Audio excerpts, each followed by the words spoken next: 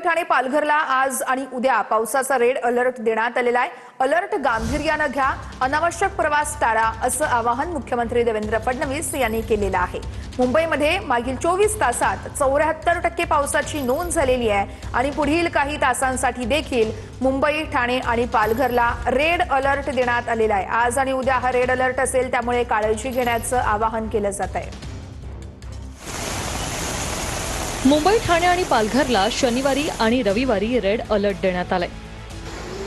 प्रशासनानं नागरिकांना अनावश्यक प्रवास करण्याचं टाळा असा सल्ला दिला। आवश्यक कामानिमित्त प्रवास करताना सावधगिरी बाळगण्याचा सल्लाही देण्यात आलाय।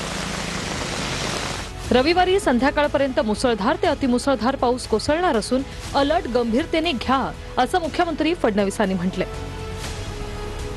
कालपासून आपण वेगवेगळे अलर्ट दिलेले आहेत। विशेषतः या भागामध्ये 6 तारखेपर्यंत सातत्याने अतिशय मुसळधार पाऊस असेल, वादळं देखील येतील। आपण सातत्याने दर 3 तासांनी SMS देखील पाठवतो आहोत, वेगवेगळ्या प्रकारचे अलर्ट्स देखील आपण देतो आहोत।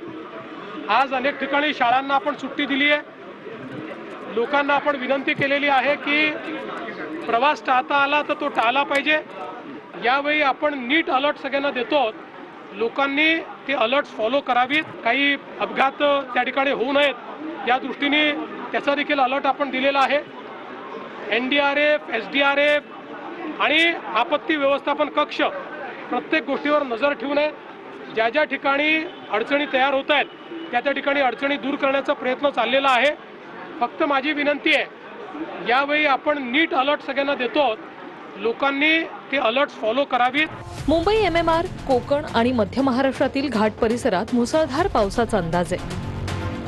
मुंबई शहरासह रायगड, ठाणे, पालघर, रत्नागिरी आणि सिंधुदुर्ग जिल्ह्यात मुसळधार ते अतिमुसळधार पावसाची शक्यता आहे।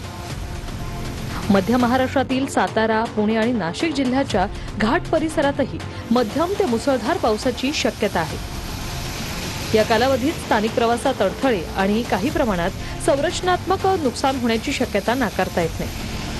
नागरिकांनी या काळात सतर्क राहावं। विशेषतः सखल भागांमध्ये आणि घाट रस्त्यांवर प्रवास करताना अधिक काळजी घेणं आवश्यक आहे, अशी माहिती मुख्यमंत्री कार्यालयानं दिली आहे।